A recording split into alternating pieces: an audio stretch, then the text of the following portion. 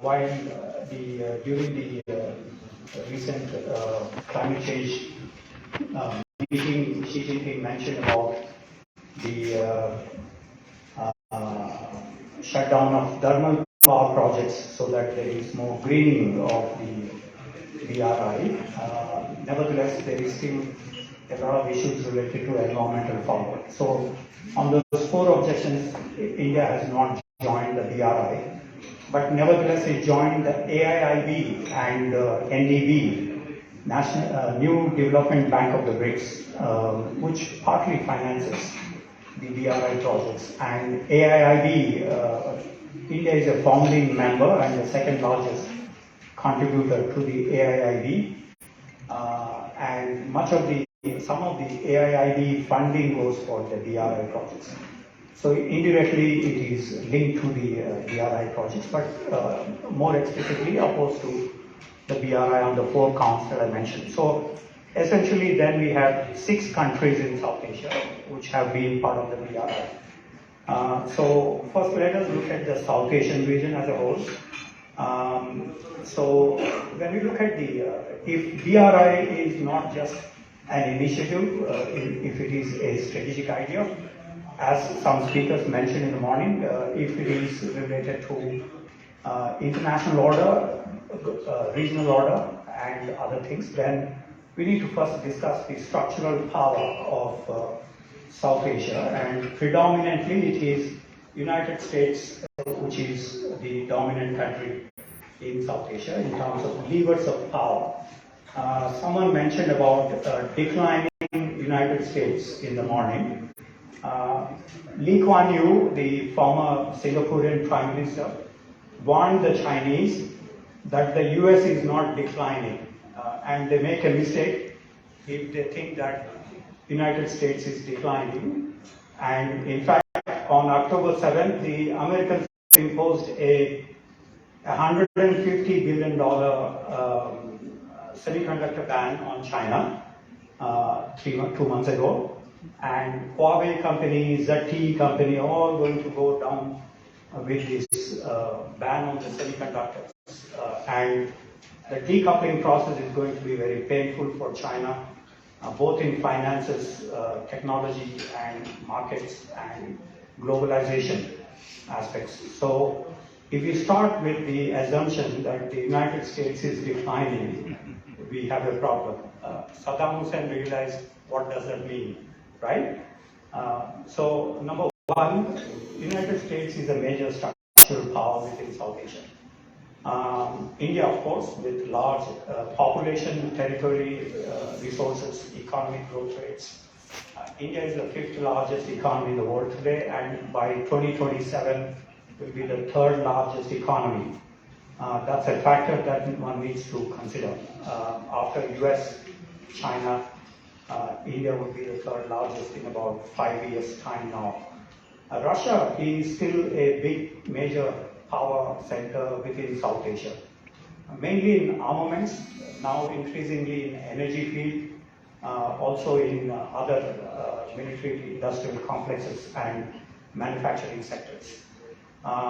European Union, we cannot rule out as a major power in South Asia. Substantial aid that it gives. They also have the sustainable development projects from an environmental perspective and others. Japan, major contributor, very quietly works without making much ruffles. Japan has the quality infrastructure projects. Thereby, Shinzo Abe was trying to say that the BRI is not quality infrastructure. So we have to be careful on the BRI projects if we have to execute some of these. Shinzo Abe enlisted about $100 billion for this, and Japan is quietly working on those infrastructure projects. China obviously is one of the major power centers now, knocking at the gates of South Asian region. But tentatively in Afghanistan, tentatively in Bhutan, more increasingly isolated in Maldives, and also increasingly in Sri Lanka and other places. One of the characteristic feature, as somebody mentioned in the morning, is also the Himalayas as a geographical barrier. To pass through the 8,488 meters peak, you have to have a lot of technologies with you, which are permafrost breaking and operating in minus 40 degrees centigrade. So if Nepal is considering the $56 billion railway line, then it has to consider the technological issues here, which are problematic. China's considerations are obviously on Tibet and Xinjiang. It borders 5 of the 8 South Asian countries. It had settled the territorial disputes with all the South Asian neighbors except with India and Bhutan. But I keep hearing that 13 border posts in Nepal have been removed, and there is a tension now on some of these posts in several places in Nepal-China borders, although it has been resolved in 1961. BRI comes in 3 phases to this region. One is the CPEC, which is the flagship program. Second is the BCIM-EC, Bangladesh, China, India, Myanmar Economic Corridor. And thirdly, in terms of the maritime Silk Road that is passing through the Indian Ocean region, Bengal, Arabian Sea, and others.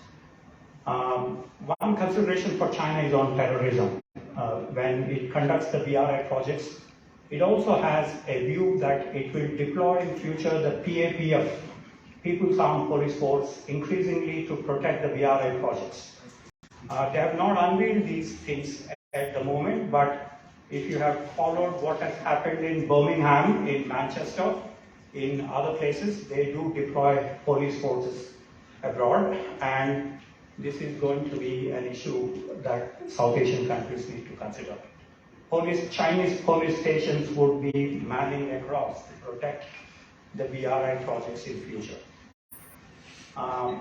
In the maritime domain, there is Chinese heavy reliance on the energy imports. China had sent 41 naval contingencies in the pretext of countering Somali piracy operations, but they also conducted a lot of amphibious operations and air defense related subjects. There are also increasingly submarine visits. Submarines are mainly meant for breaking commerce, like the Germans did with the UK during the Second World War. So Chinese submarine visits in 2015 to Colombo and Karachi is a main concern as far as the maritime Silk Road is concerned. Military-wise, to protect the BRI, you also need bases abroad. Potential bases, Djibouti is one which already has been commissioned in 2015. There are potential bases like Hambantota, although Hambantota is a civilian port, but we need to watch out if there are the airports coming up with air bases or logistics facilities in the future. Jimani, Gwadar have also been taken on 30-40 years lease, like the 99-year lease of Hambantota. So these are potential areas that we should not forget. In Tajikistan, there is a mobile base connecting to Badaksham in Afghanistan. So that is an indicator of the... there are also the Chinese Foreign Affairs Work Conference reports, which suggest to protecting China's overseas interests. BRI is an overseas interest today for China, and protection of these would become a main issue in the next decade onwards. For example, China has 36,000 state-owned enterprises, like the agreement Nepal had with PetroChina, with the CNPC and others, or with Gajoba Dam, or with the Great Wall Hydroelectric Development Corporation, which is an SOE, state-owned enterprise. A state-owned enterprise is headed by a Communist Party member, and 100 state-owned enterprises Communist Party members are directly sent to the Communist Party congresses. The 20th Party Congress was held in October. So it comes with huge party-state backup, the state-owned enterprises. So 36,000 state-owned enterprises are working abroad. Protection of that would be the duty of the PLA and PAPF in the future. People's Armed Police Force, which is their paramilitary force. Tourists, prior to COVID-19, they have 180 million tourists. I hear last year there was some ruckus in Kathmandu about the Chinese tourists. But this is the huge amount of tourists that China can bring about. Protection of these has now become a main problem in Pakistan, Afghanistan, Maghreb, Algeria, and Egypt, Syria, and other places. But essentially, it could also mean any other South Asian country other than Pakistan, Afghanistan in future. So tourist flows will also bring in huge military, paramilitary presence in South Asian region, as with the others. China had exported at $1.74 trillion of FDI so far. And protection again of these investments is going to be a big issue, which China has to address again with the PLA and PAPF. Trade routes, which are going to come up as the 6 main arteries of the BRI have been configured. That is where the deployment patterns will be there. So protecting overseas interests is the main concern here. That would emerge in about a decade's time as many conflicting issues will come up in the BRI implementation. As of now, it is just laying down the roads, railways, energy pipelines, fiber optics, airports and shipyards and others, but increasingly protecting these would be problematic. COVID-19 has, of course, reduced the importance of BRI because of the physical distancing and other border controls, lockdowns and others, including with South Asian countries where we have zero tourism, zero investments, zero almost people-to-people contact and others. In between, in April this year, Xi Jinping addressed the POA Forum, which Nepal is a member. In POA Forum, Xi Jinping mentioned about the Global Security Initiative and Global Developmental Initiative. Now, China has the habit of surprising many with catchy slogans. So Global Security Initiative is a new concept China has brought in this April, which has a number of elements. Please look at the Chinese ambassador to Ethiopia, his statement in Horn of Africa this June. He was suggesting that he would intervene in internal affairs of Ethiopia, Kenya, and other countries, because that is going to threaten the railway line that has been built up in this with the BRI assistance. So China says it will not interfere in internal affairs of other countries, but this is a new element. Horn of Africa proposal this June is going to be a new element in China's foreign policy. We need to carefully look at this issue more closely. GSI, Global Security Initiative, is a new feature in that aspect, and most important, there is you may have all heard about the 36 ancient stratagems of China. I'm not going to recount all those 36, but one I wanted to mention for South Asia. In Chinese, they call He Xiao Hong Da, which means basically cooperate with the small to counter the big, and they apply that to the South Asian region. They have several other concepts like Yuan Chiao Chin Kung for East Asia, Fan Ka Wei Chu for Central Asia, that is reverse the role of the host and the guest in Central Asia. that creates a lot of friction with the Russians, as we are seeing in Central Asian regions. Hershia Punta is meant for South Asia, and we see that China implementing cooperate with the small countries in South Asia to counter the big. There's an opportunity for Nepal also in this. You could avail of those aspects.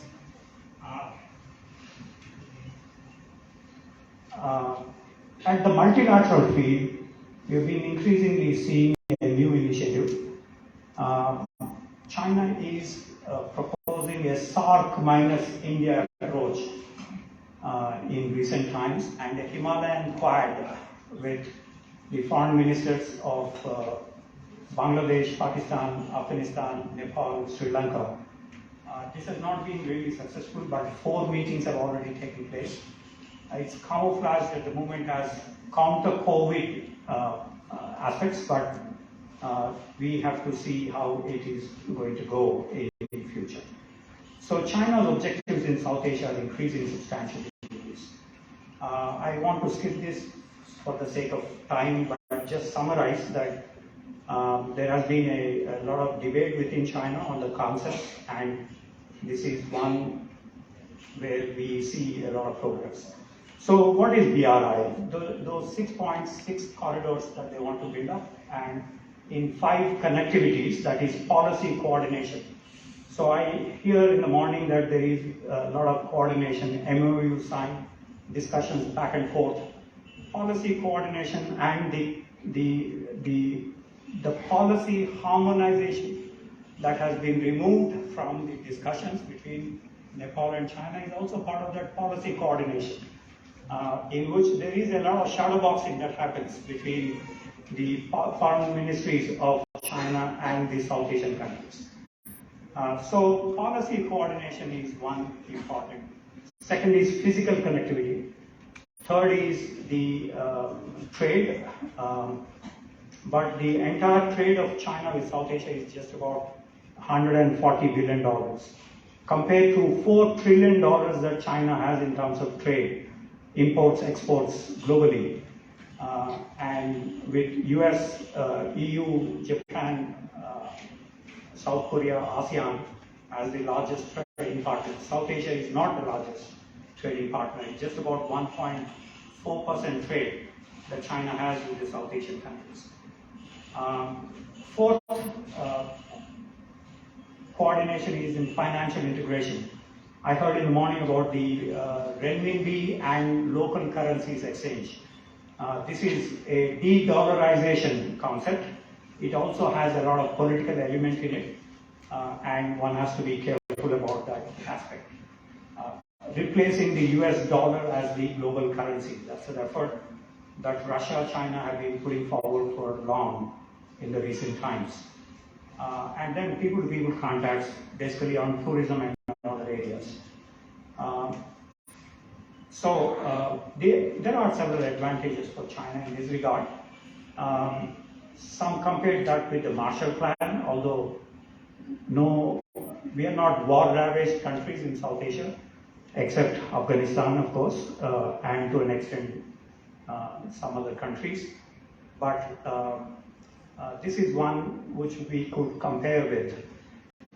Chinese official position as far as the white papers that it had issued in 2015, 2018 on the BRI indicates to these aspects. So let me skip those, come to the problems.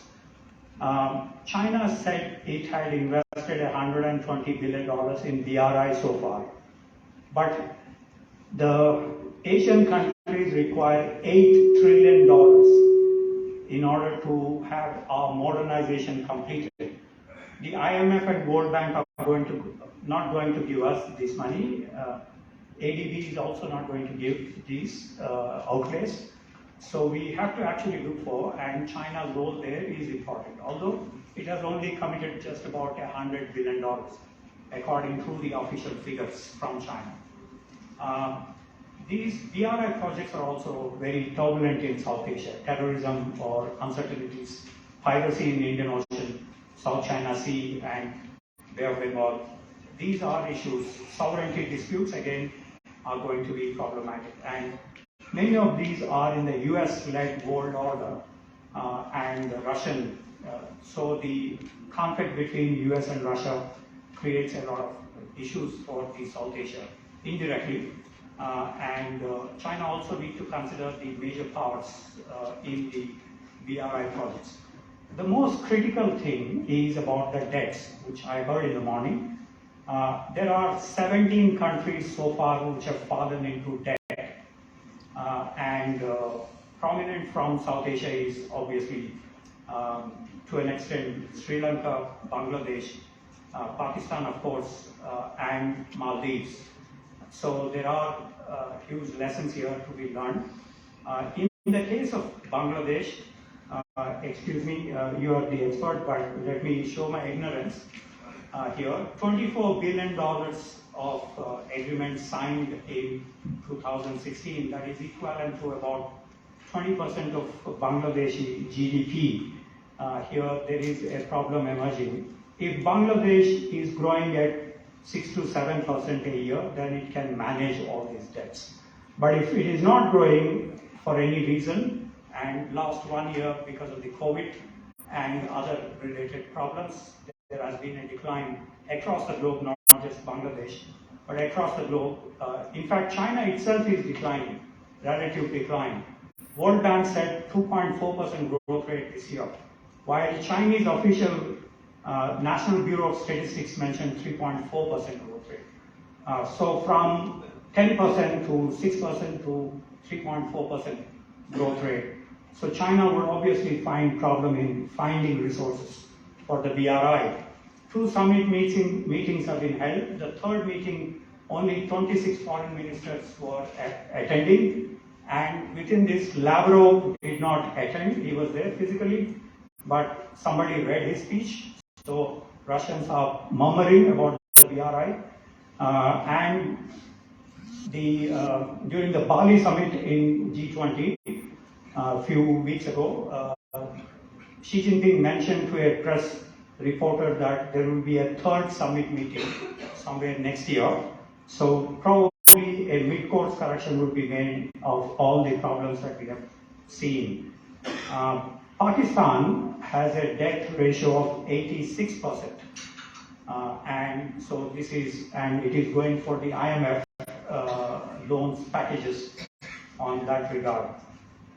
So that is, in terms of Sri Lanka, the Chinese debt is about 10%, but actually it is about 24%. Some suggest to 24%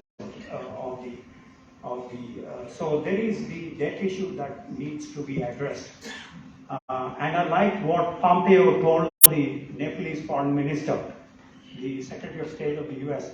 If you need this project, if you're desperate for this project, if you actually need this for your economic development, go ahead with that project. If you have a flashy project, capital-intensive project like Hambantota or Colombo Port project, these are not going to bring in returns for you, economic returns.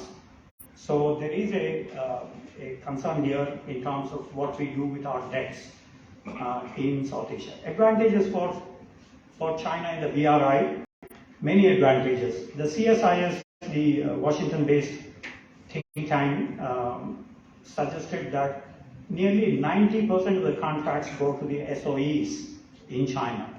None of our companies function in the BRI projects.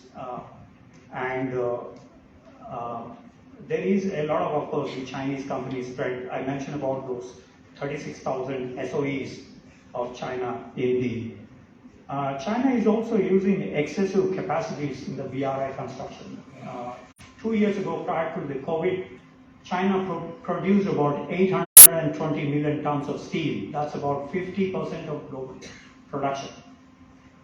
China produced 24,000 metric tons of cement. That's about 54% of global cement. And BRI is about steel, cement, glass, whatever, all those for the infrastructure projects. So that is where China is now extensively using these excess capacities for also in terms of technical talent. China produces 10 million graduates a year, and they could find jobs only for 4 million. So we're going to see 6 million of these offloaded in the BRI projects. All these graduates would be running all around in the BRI, which is good in a way because this is young talent, but we also have to find jobs for our kids. So that is where the issue of competition comes up.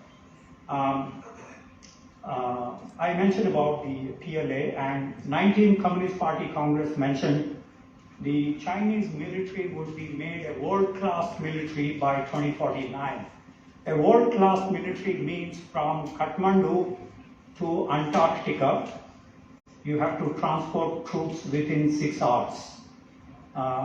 From Kathmandu to Haiti, you have to transport troops in 6 hours' time.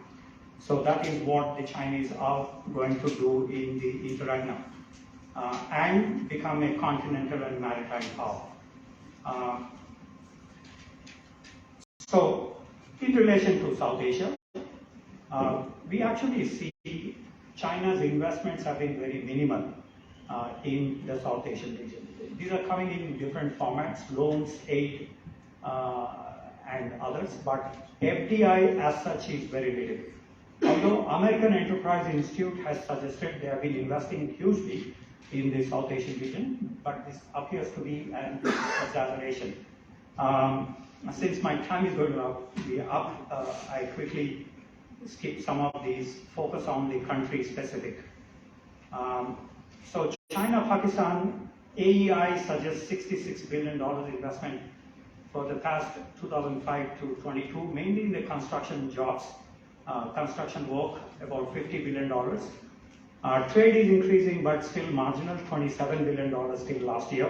FTA signed, but Pakistan is crib about this because of the dumping of goods. And there is some lesson for Nepal on this. So CPEC is the flagship program according to Li Keqiang. And CPEC projects have resulted in huge investments in the infrastructure,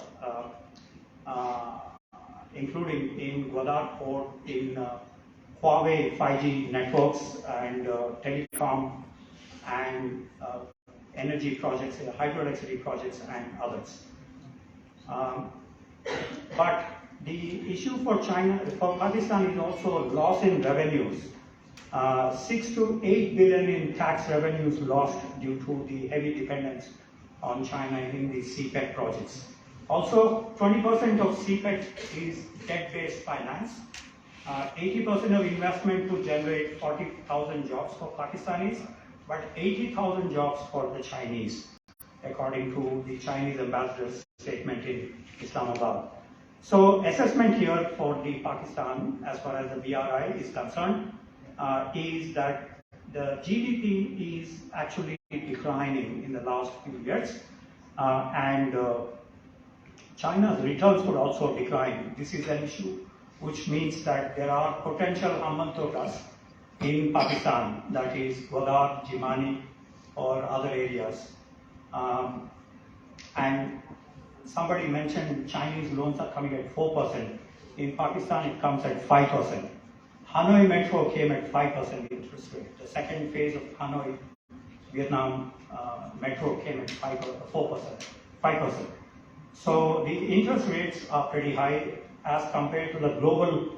If you go for Dubai holdings, Singapore holdings, or ADB loans, these come at very low. And India contracted a very, very low interest rate with Japan for a high-speed railway between Ahmedabad to Mumbai at 0.002 to be repaid in 52 years. So we pay nothing to Japan in this process. Delhi Metro is constructed by the Japanese loans and at very concessional rates. So you see there a huge difference between Chinese and the other. Actually, several projects have been cancelled because of terrorism or other related issues. Okay, quickly, China, Nepal, you have more knowledge about it, so I will skip here. except to state that the focus is again on connectivity, infrastructure, energy projects. But Buddh Gandak project has also resulted in the Nepalese Senate criticizing the corruption-related problems in domestic politics of Nepal. Investments in these sectors, $3.48 billion between 2005 to 2022 this year, mainly in energy and transportation networks. So again, let me skip. Nepal suffered because of the COVID border control procedures and many other factors. Sri Lanka, $13.94 billion in the past 2005 to 2022. Transportation sector received 5.6 billion, and the loans constitute about 10% of Sri Lanka's debt. Some suggest to about 24%, the actual figures. Infrastructure projects are mentioned here in this slide, and also the FTA that is being discussed still. China Maldives, $1.23 billion investment. Well, when you compare with the Maldives GDP of $9 billion, this is quite a huge investment coming in, and the constraints that it may pose in future. These are some projects that they have conducted in Maldives, but former President Nasheed mentioned that China is involved in island grab in Maldives, and there is a huge concern in regard to the BRI projects in Maldives. China, Bangladesh, much of that is again in the connectivity related. $30 billion investment between 2005 to 22, energy, transportation sectors, but huge trade imbalance between Bangladesh and China. $24 billion is the overall trade, and 24 is the Chinese exports to Dhaka. These are some projects that have been conducted so far in the China-Afghanistan. China has been relatively silent on Afghanistan. $154 million investment so far, actual investment, despite all the calls about the Istanbul process, the various other initiatives that have been conducted. There is a promise of investment, but this has actually not happened. You may have seen those WhatsApp clippings 2 weeks ago about people jumping from the rooftops when the ISIS attacked a Chinese building, Chinese constructed building in Kabul, a guest house, and so there is a huge problem about terrorism in Afghanistan. Also about no fresh water and no electricity transportation networks. That constrains China's investment in the BRI in Afghanistan. Global responses to the BRI, let me skip because some of these were mentioned. Some observations here.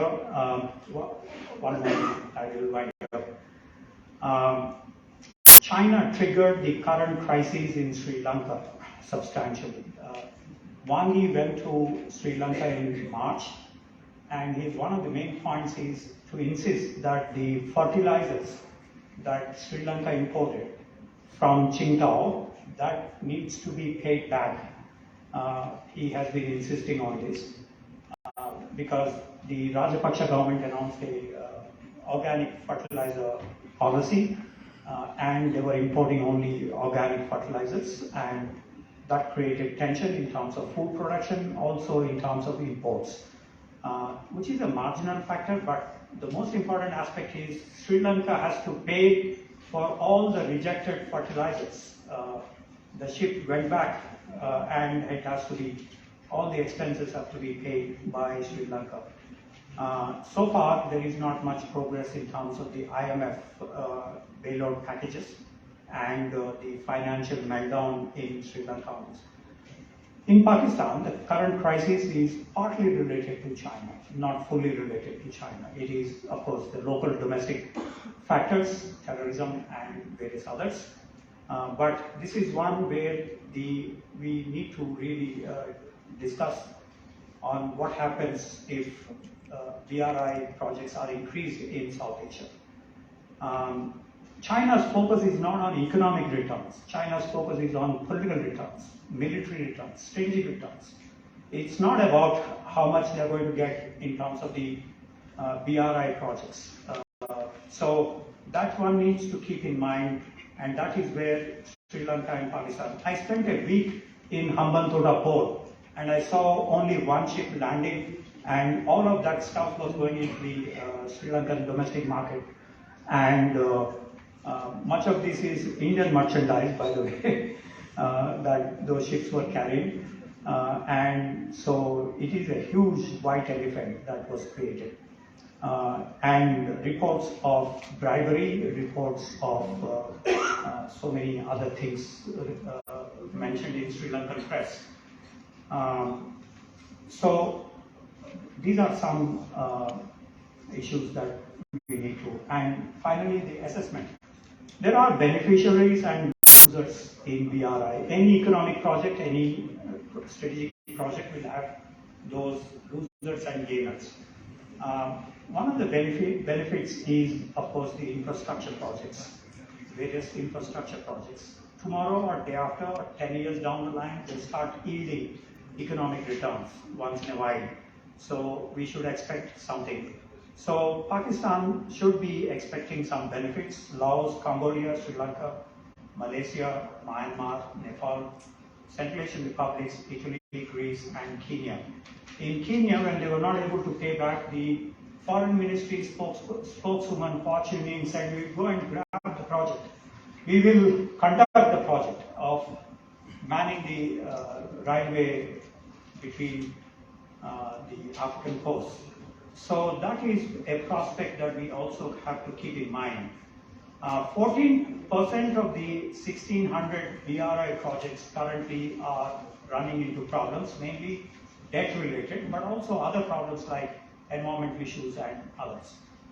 The role of China's SOEs are very important here, that we need to be looking at more carefully.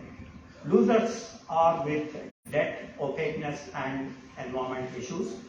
If you have any arbitration of BRI projects, it has to be settled in a Chinese court, not in a Nepalese court in future. So be prepared for grooming lawyers in China rather than in Nepal. These arbitration procedures are going to be very complicated in future. If you have any project problem. Risk and sustainability.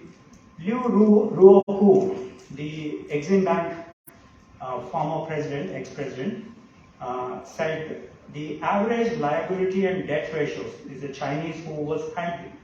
China disburses these loans through CDB, Exim Bank, and CNBC. So Exim Bank president was saying, former president is saying, the liability and debt ratios have reached 35 and 126% compared to the global. If you take a loan from IMF or World Bank, it comes at around 20% and 100%, but the Chinese come at 35 and 126%. So that's where we need to keep a watch out. Thank you.